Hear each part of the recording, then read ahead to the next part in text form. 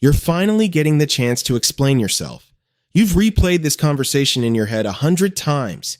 You know exactly what you want to say. Then, your throat tightens. Your voice starts shaking. Your eyes fill with tears. And before you've even made your point, you're crying so hard you can't speak. The other person thinks you're overreacting. You leave feeling embarrassed. Then, a few hours later, every perfect response suddenly appears in your head. So why couldn't you say any of it when it actually mattered? By the end of this video, you'll know exactly why this happens and why it's not a sign that you're weak. The hardest part isn't crying. It's knowing that the moment you cry, people stop listening to what you're saying and start paying attention to the fact that you're crying. You can almost see it happening. Their expression changes. They tell you to calm down. Some think you're being dramatic. Others assume you're trying to make them feel guilty. But inside your head, you're thinking one thing. I'm not trying to cry. I'm trying to explain myself. And that's what makes it so frustrating. Most people think tears only come from sadness. They don't.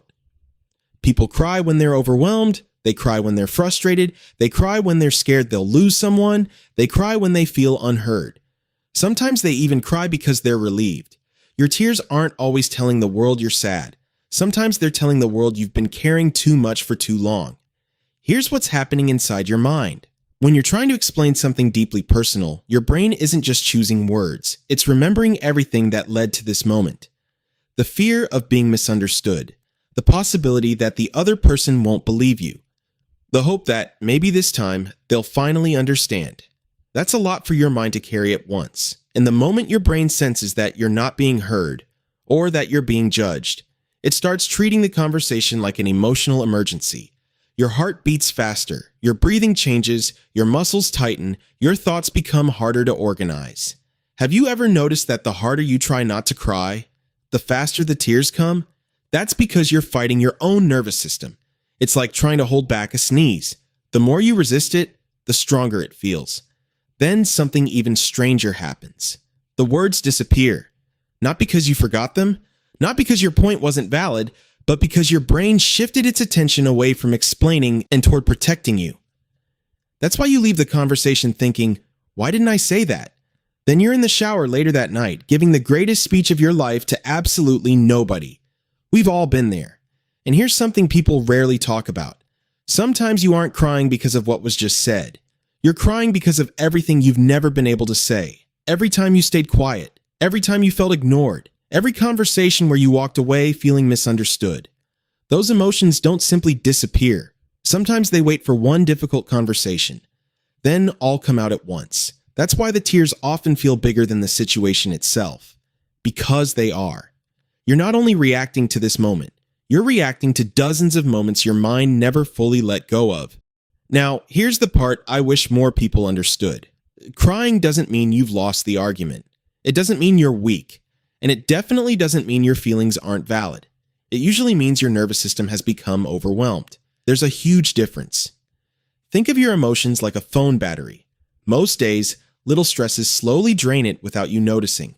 A bad day, lack of sleep, pressure at work or school, feeling lonely, feeling ignored. You keep telling yourself you're fine. Then one conversation happens. And it looks like that's what made you cry, but it wasn't. It was simply the final 1%.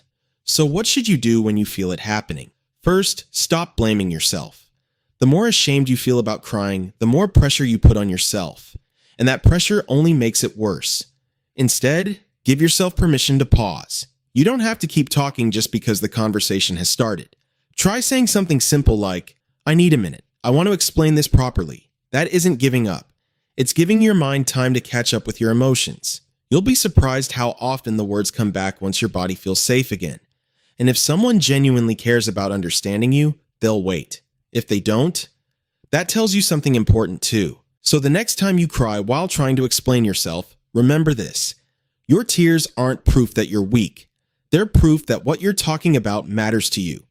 Sometimes your heart simply reaches your eyes before your words reach your mouth. And maybe, instead of asking yourself, why am I crying? Ask yourself, what have I been holding in for so long that my body had to speak before I could? I'm curious. Has this ever happened to you? If it has, tell me about that moment in the comments. You might be surprised by how many people have lived the exact same experience.